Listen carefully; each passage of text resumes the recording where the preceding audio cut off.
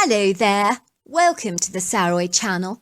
Thank you so very much for joining me wherever you are in the world, and I just want to wish each and every one of you a very happy new year, and let's hope we can get this coronavirus behind us because we deserve to have the very best 2021 where we can resume our normal lives without all the stiff controls that have been going on for a whole year. It would be really nice to be free from that. So before we get started, don't forget to subscribe to the channel, click the notification bell and the thumbs up, and let's get started with tonight's story. Dear Sarah and all your lovely listeners, my name is Beryl, and my very curious and strange story happened to me in the summer of 2012, when I was a young 18-year-old girl at the time, and the strange, seemingly supernatural course of events was so extraordinarily startling and outer-worldly that I never ever told anyone about my peculiar story. Because unless you've experienced something like this for yourself, it would seem way too incredulous and far-fetched to ever believe. In short, I emphatically believe I actually went to a parallel universe through an open portal in the woods that ultimately also led to a curious encounter with the hairy man himself. I unequivocally believe that the hairy man knows how to access these portals, which might explain why people have seen the critter vanish and dematerialise in front of their very eyes like a ghost. It could also explain why some people go missing every year, never to be seen or heard from again. I believe it's highly possible that they might have accidentally entered a portal or ended up in a parallel universe, much like I did. Perhaps they failed to return to our reality, or possibly even if they could have returned, they chose to stay in that parallel universe. For those who have returned from such bizarre experiences, like myself, I doubt they're talking about their story, as certainly I wasn't. But this anonymous forum enables me to tell my story without fear of ridicule, and it really feels good to tell people about these things. And if they choose not to believe my story, it really doesn't matter. I just want to put it out there. I'm the first to comprehend why my story might seem implausible to you. And if I heard the story myself that I'm about to share with you, the cynic within me would doubt every single word of it. But I ask you to open your eyes for a moment, and your mind, when you do hear the story that I'm about to tell you, and consider for a second that our world is much like an onion with many layers. And could it be possible that there are many realities beyond our own? And would it not be arrogant and short-sighted of us to believe and assume that this world is all there is? I was born and raised in Kentucky, here in North America, and I grew up on a beautiful farm in a rather attractive 1950s farmhouse with whitewashed walls, a grey slate roof and large French windows that overlooked some incredibly ravishing views of emerald green pasture land, rolling hills, mountainous valleys, rocky outcrops, a couple of ponds, and an exquisitely beautiful stream that zigzagged and meandered through a vast wooded area on our land that was a haven for all kinds of indigenous wildlife. We raised horses, cows, pigs and chickens, as well as growing all our own vegetables and selling some of the produce at the farmer's market. My mother also made jams, preserves and cakes to sell. I grew up in this farmhouse with my brother Tyson and my sister Amelia, both who were completely bananas and obsessed over horses. And when I say obsessed, I mean they literally lived, breathed and dreamt about horses every waking moment, night and day. I remember they entered and won horse riding competitions all over North America, and their bedrooms were strewn with the colourful paraphernalia such as rosettes and cups from all of their winnings. While I adored horses and all animals for that matter, I was not keen on horse riding at all, and so my siblings and I had very little in common in that regard. I did, however, enjoy getting my hands dirty and helping my father on the farm attend to the animals with odd jobs like mucking out the stables or feeding the chicken and pigs. I would also help her frost a long series of chocolate cakes that she intended to sell, as well as surreptitiously squirrel away a portion of chocolate cake for myself, which I very intentionally always accidentally broke apart, so that it simply couldn't be sold and needed to be eaten. In my spare time, I just loved to go for walking in the woods with my two dogs, Rufus and Salamander, who were two big cuddly mutts that were a mixture of collie, Labrador and Irish wolfhound, and they were rambunctious and energetic, with very lovable natures, always eager to please and willing to do my bidding. They simply adored their walks in the woods with me, and would boisterously go splashing around in the stream, wagging their tails vigorously as they dashed in and out of the water. Our woods were in pristine condition, as my dad managed them superbly, so that the mature trees had grown into statuesque giants that glided up vertically into the sky with colossal heads of lush green bushy foliage. There were clear trails in the woods, and the undergrowth consisted of ferns, ivies and some flowering creepers. I loved how serene and relaxed the woods made me feel. It was like a world within a world, and it was a blissful retreat where I felt I could be one with my thoughts, and of course with the natural world. If you've ever wondered why hunters enjoy spending so much time in the woods, I'd hasten to bet that if they're being really honest with you, they'll admit to you that the woods actually help them to unwind and relax, as wooded areas have remarkable rejuvenating and restorative properties on your conscious and unconscious mind. I guess the gurus would call it meditation, but whatever it is, it's a magical experience, believe me. My story begins when one day I was walking in the woods with my 2 dogs, who were running beside me, wagging their tails furiously. As I entered the woods, I breathed a huge sigh of relief, because I knew I was in a rejuvenating, restorative place that would make me feel truly contented. I had just had a very rough day, as I'd fallen out with my boyfriend, whom I'd been dating for over 2 years, and the ugly cracks in our relationship were beginning to show. I was now realising that we needed to call it quits, because things were not working out between us. What was the point of trying to make something work, if it clearly wasn't? If something is broken, no matter how much you try to glue it together, invariably it'll fall apart sooner or later. I had seen that all too often in the physical world, when a precious vase of ours had broken, and my aggrieved mother would painstakingly put the pieces together again. I'd observed that the vase would never ever be quite the same again. It had lost its former radiance and glory. Sooner or later, the glue naturally came apart again, and my mother would try her level best to glue it back together again, while my father and I would tell her to just throw it away, get rid of it. "You cannot fix something that is broken," he would tell her. And that's what I felt about my current relationship with my boyfriend. It just couldn't be fixed, so why glue it together with false hopes and promises and dreams that would never be realised? Invariably it would all wear away, much like the glue that was precariously holding the hypothetical vase together, very, very flimsily. The sensible thing to do was to discard it and walk away to avoid any greater heartbreak. That was the sensible thing to do. As I was meditating on all these thoughts, I listened happily to the pretty bird song in the woods and noticed a couple of white-tailed deer that scampered away from me very quickly. I always adored their serene and gentle natures that made me feel so warm in the heart, especially at times when my frazzled nerves and emotional anxieties wore me down heavily, as they did indeed on this occasion, as I pondered on the hopeless state of my long-since-over relationship. As I walked into the woods, I suddenly got the very distinct impression that I was being watched. But as I looked around the immediate vicinity, I saw nothing there. So I told myself very firmly to stop being so silly and that I was imagining things. It was then that I observed something peculiarly strange. The only way that I can describe it to you was that it was like a prism of moving light that was shaped like a pyramid. It was the oddest yet most intriguing thing that I've ever seen, and the light was literally dancing and consisted of long bands of golds, pinks and blue and purple hues. But I was drawn to that light with a powerful magnetic urge, much like a bee to a honey pot, and I wanted nothing more than to be bathed by that light.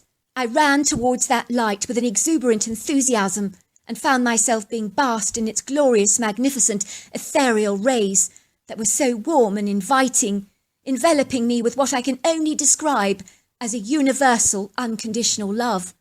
It was unlike anything that I've ever experienced before, and it made me feel connected to every living thing on this earth, from the flowers to the trees to the skies.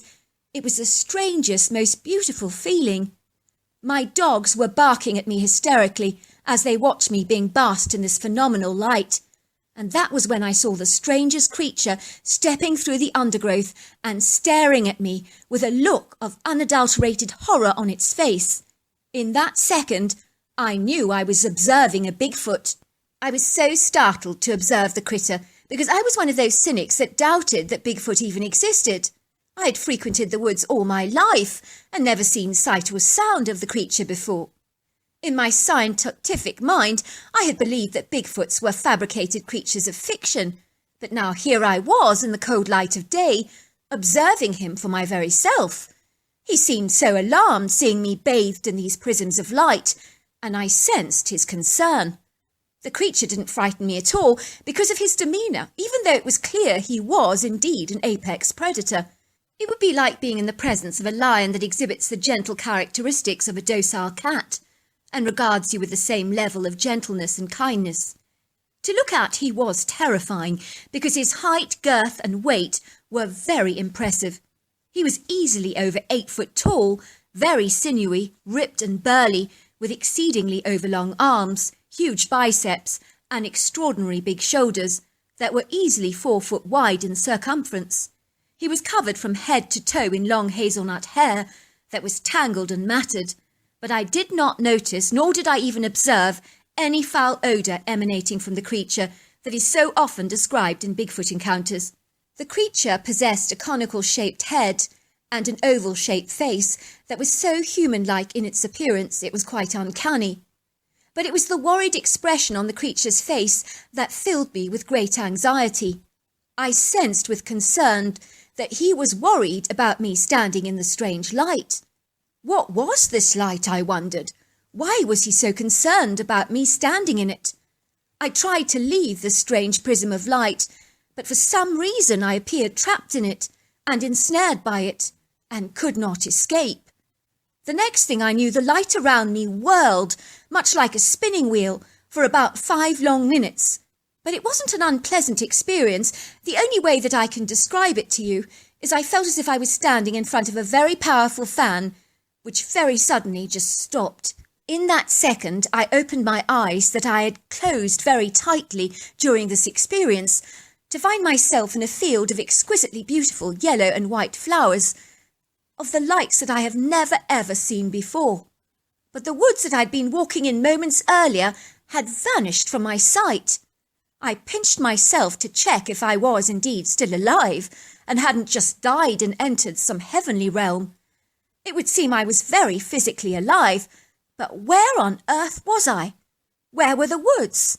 Where were my dogs? Where was the mysterious Bigfoot that I observed only moments before?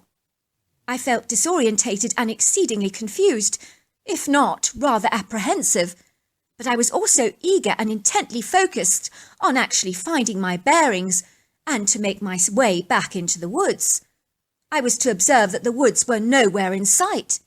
It was like I was in an open prairie with a scattering of large, resplendent, very tall trees under a very blue firmament, and it was a very exquisitely beautiful day. I could hear the pretty bird song in the valley and the feel of the cool breeze blowing gently against my face. I walked towards one of the trees that was heavily laden with heavy fruit that looked much like a pear in its shape, but was of the colour of the black grape. I bit into the flesh, and it was absolutely delicious, unlike anything I've tasted before.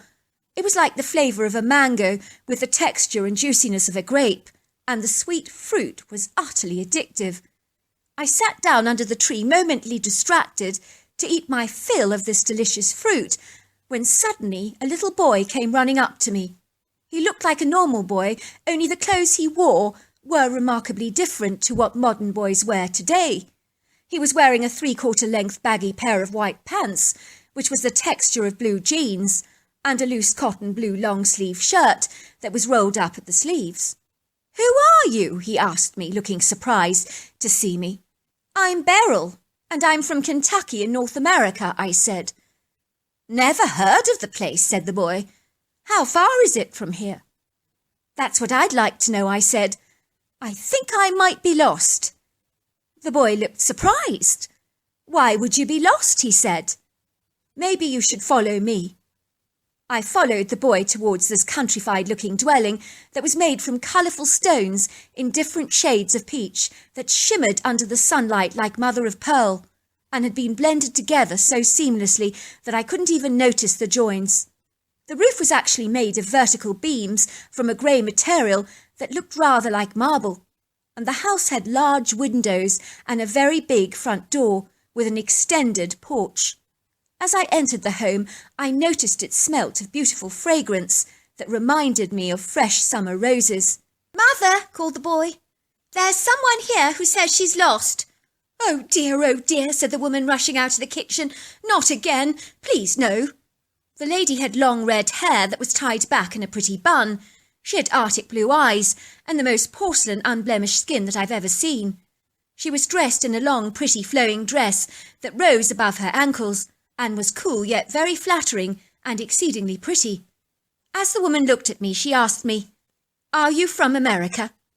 My face lit up. "Yes," I said, "I'm from Kentucky. I need to go home, but I've lost my bearings." The woman giggled. "You've done more than lost your bearings, dear," she said. "You're in a very different reality, and this isn't the first time it's happened, and it's not the first time an American has entered this portal. I helped someone who passed through this way from your reality before. It must have been about 10 years ago. And after they spent some time here, they didn't want to return because they liked it here too much. We can't let that happen to you because you're meant to be in your reality and not this one, as everything is divinely orchestrated and you're simply just not meant to be here." "How are you going to get me back?" I asked. "I really need to go now. I'm worried about my dogs in the woods. They'll be wondering where I've got to." "Where are we now?" I asked. "This location is known as Wellinda. We're in the country of Meridonia, but I assure you that you'll know nothing of my world, because although similar to yours, it is indeed different. But I'm not sure whether the portal will be open. Come with me, because stranger things have happened before." I followed this kindly lady, and I'm ashamed to say I never even bothered to ask her name, because I was so desperate to get back to the woods from where I'd come, to my dogs, and also home. We walked around the back of her house, where I observed a stunningly exquisite silvery lake that was more mesmerising than any lake I've seen on earth. And there was a waterfowl there, rather like ducks that were paddling on the water, only they were remarkably different to ours. She took me to a mountainous ridge in the southerly section of her home, and then she gasped. "The portal's open," she said. "I can hardly believe it." Standing next to the open portal was the Bigfoot that I'd seen in the woods at my home, and he appeared to be waiting for me. "The Aragaya are here," she said. The woman walked straight up to the Bigfoot, and they both looked at each other, and she said absolutely nothing to him, but I could tell by their eye contact that they were indeed communicating with each other on a telepathic level, and they had a very comfortable relationship together. It was as if she knew the Aragayo, or Bigfoot, very well. "He's from the Aragayo tribe," she told me, "a very ancient people, and he saw you today entering the portal, but was unable to stop you. He's here to take you back to your reality, so you're in good hands," she assured me. "You can trust the Aragayo." "Thank you very much," I said, giving the lady a big warm hug. I could see the pyramid-shaped prisms of light that had previously intoxicated me, and the Bigfoot and I entered the light, and then after a while it started whirling around like a spinning wheel, and then finally stopped. Suddenly there I was again, back in the forest, and my dogs were there, almost waiting for me. They licked me all over with so much excitement, as if I'd been gone forever. For a while Bigfoot watched me with a rather amused expression on his face as my animals welcomed me home. I believe they sensed that something outer-worldly had indeed happened to me, as their senses were so alerted and heightened, and they kept sniffing me and licking my body with a very curious intrigue, with the same kind of interest that you would expect to receive if you'd been in the presence of lots of other animals. They barely even acknowledged the Bigfoot, because their focus was entirely on me, and they just could not stop smelling me for at least half an hour. I nodded to the Bigfoot and watched him glide away, and I was so delighted to be back home in my own reality. Looking back, now my experience seems to be so surreal, so much so that I tell myself that I imagined it all, or daydreamed about it. Yet I remember it so clearly and so vividly as if it was yesterday, and it is unlike any dream. I only wish that while I'd been in that parallel universe, that I'd asked more questions. I felt like a fish out of water in that strange reality. I just wanted to be at home, surrounded by the calming familiarities of my own life, irrespective of how messed up they might actually be. I discovered when I did return home that my morning walk had not been much longer than usual, so how long I was in that alternative reality, I won't ever really know. I remember when I entered my kitchen, I saw my mother making jam, and I ran into her arms and hugged her tightly, telling her that I loved her so much. "I love you too, honey," she chuckled. "What's got into you today? You're so affectionate all of a sudden." I also wasted no time in phoning up my boyfriend and telling him that we couldn't fix our broken relationship, because in that moment I knew I wanted to live life fully and regret nothing. Do they not say that fortune favours the brave? So there you are. That's my story. Wow, what a fascinating story. I have heard it described that the earth is like an onion with many layers and many different realities, and that's very plausible, but it's just so beyond our realm of understanding. But anyway, thank you so much for that lovely story. Until next time, goodbye and good night.